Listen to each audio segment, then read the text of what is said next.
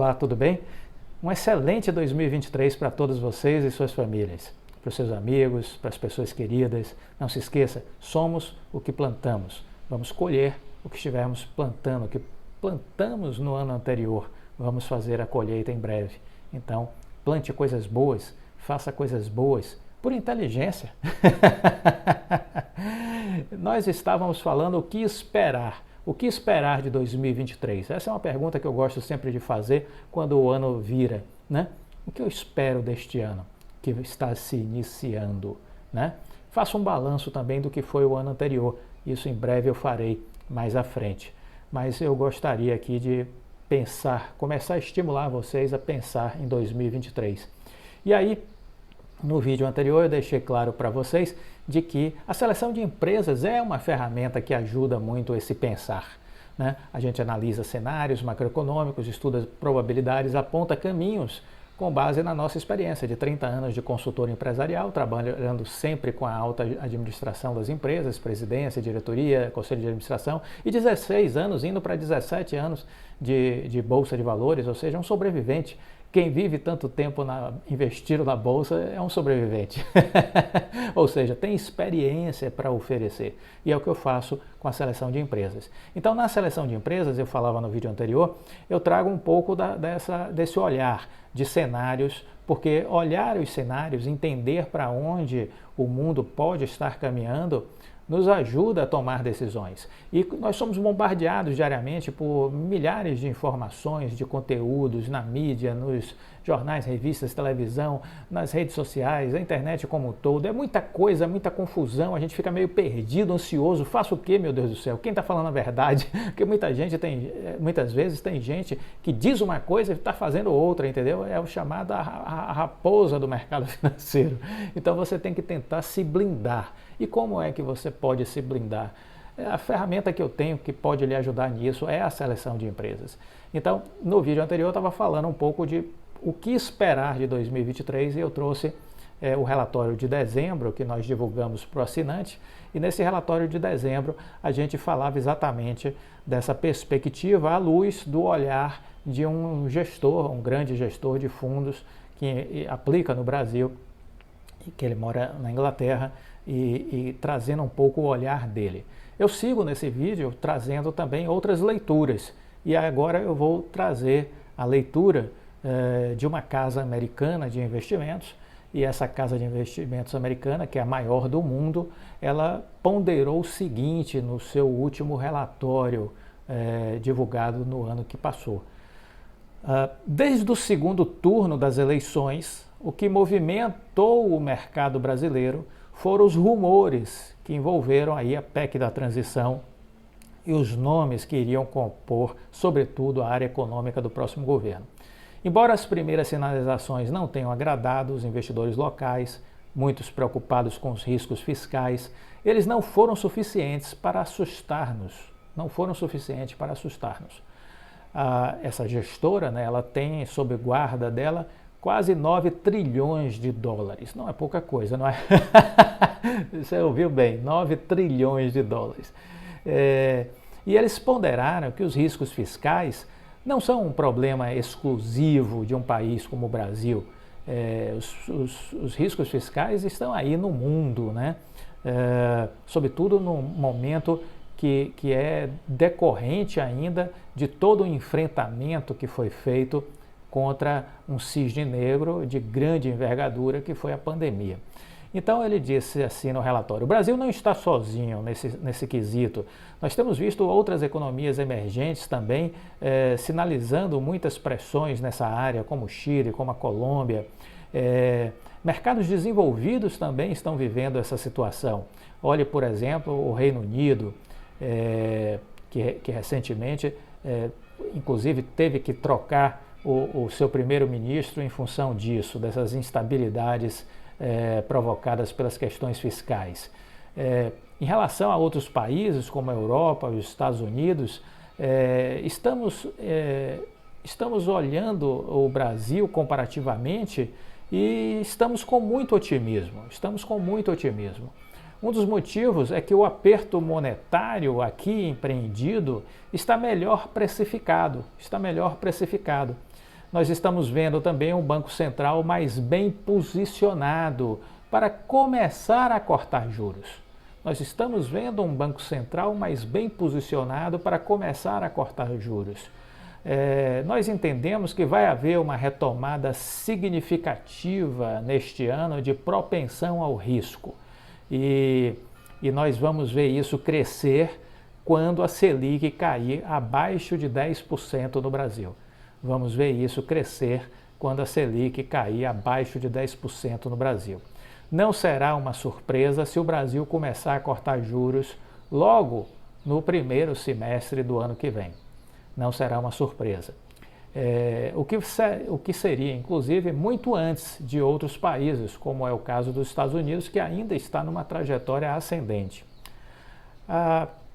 Acredita-se, dizem eles, que o Federal Reserve terá mais dificuldades em controlar a inflação do que o esperado pelos investidores e que a taxa de juros vai ficar aí próxima de 5%, muito provavelmente até 2024. Além da melhor posição do Brasil para começar a cortar juros, eles entendem que pode-se criar sim uma expectativa positiva sobre o potencial de investimento do país atrelado ao mercado de carbono neutro, a um diferencial competitivo para o Brasil nessa área. Olhando para o longo prazo, vemos o Brasil como uma fonte importante de oportunidades daqui para frente. Com a demanda para a transição para carbono neutro, temos que colocar o Brasil como um dos vencedores neste processo. Olha que interessante, né? Um olhar estrangeiro sobre o Brasil. Temos que considerá-lo? Claro! Em 2022, quem mandou na Bolsa Brasileira foram os estrangeiros. Em 2023, serão eles de novo. Vamos entender isso. Serão eles de novo. E aí, para finalizar essa leitura, eu trago também a visão de um outro grande investidor, ele que presidiu a Franklin Templeton, uma grande casa de investimentos americana, e depois montou o seu próprio negócio, e ele tem um fundo de investimentos aí de 300 bilhões de dólares, também não é pouca coisa, né? E ele é uma pessoa que já lida com o Brasil há muito tempo, E ele traz um pouco do olhar dele.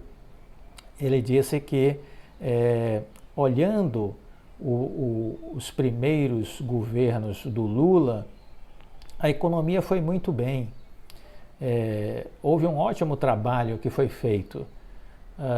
Claro que depois houve os escândalos como revelados na Lava Jato, a economia foi muito mal e um número considerável de membros do partido do presidente foi preso. Mas a boa notícia, disse ele, é que de lá para cá muitos instrumentos contra a corrupção foram desenvolvidos, mecanismos mais incisivos de combate à corrupção foram elaborados. Então, no olhar dele, a possibilidade de que escândalos como aqueles se repitam é muito baixa. Veja que bacana, né? Ele disse que é muito baixa essa perspectiva de retorno daqueles escândalos por conta desses avanços que foram feitos do ponto de vista do controle, do desenvolvimento de políticas de combate à corrupção. Então ele diz assim, acredito que o novo governo Lula vai gastar muita energia para oferecer possibilidades de melhoria para as camadas mais baixas da população. Mas isso não é algo negativo, porque vai impulsionar o consumo. E nós já vimos que isso traz retornos positivos. Em vários aspectos, o Brasil está isolado do que ocorre no resto do mundo. Olhe para a inflação, o Brasil está muito melhor do que a maioria dos outros países. Eu estou bastante confiante, disse esse investidor americano. Eu estou bastante confiante. A situação é bastante positiva e o mercado e o governo Lula vão acabar se entendendo, é uma questão de tempo. Eu acredito que a economia brasileira vai muito bem. Por isso que acreditamos que o Brasil é um dos mercados onde é necessário estar em 2023. O Brasil é um dos mercados onde é necessário estar em 2023. Olha, com isso a gente finaliza essa leitura. São trechos de um relatório de dezembro, onde nós trazemos um pouco dessa resposta do que esperar para 2023.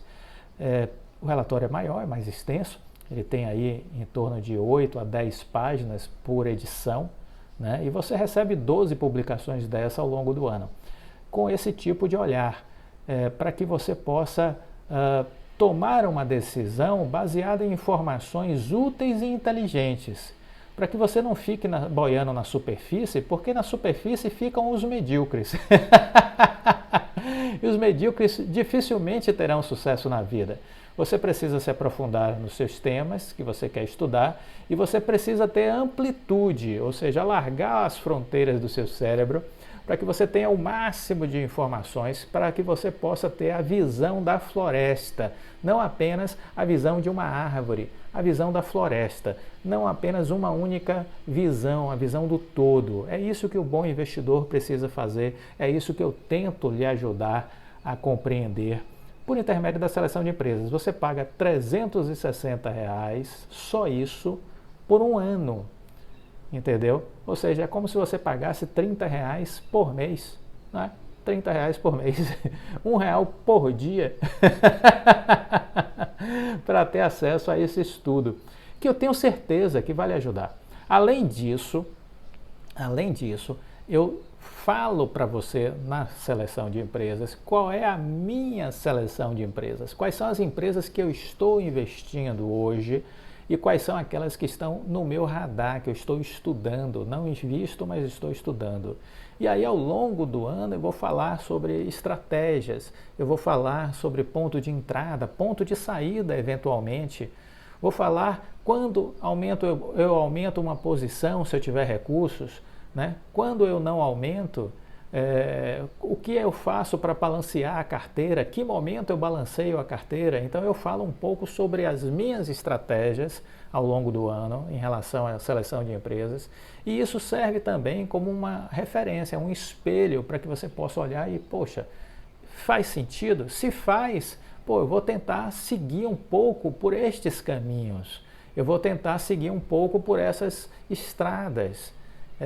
De repente eu vou olhar para determinadas empresas, determinados segmentos, setores da economia que eu não estava olhando, né? E vou começar a fortalecer em mim a crença de que eu devo comprar sempre quando existem correções, eu devo comprar sempre quando existem movimentos de baixa e não na alta. Eu vendo na alta e compro na baixa, é isso.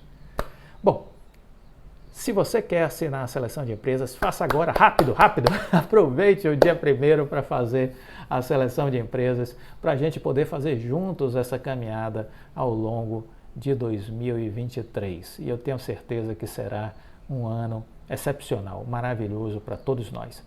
Um grande abraço, fique com Deus, fique em paz e até a próxima. Deixa o like, assine a seleção de empresas. Tchau!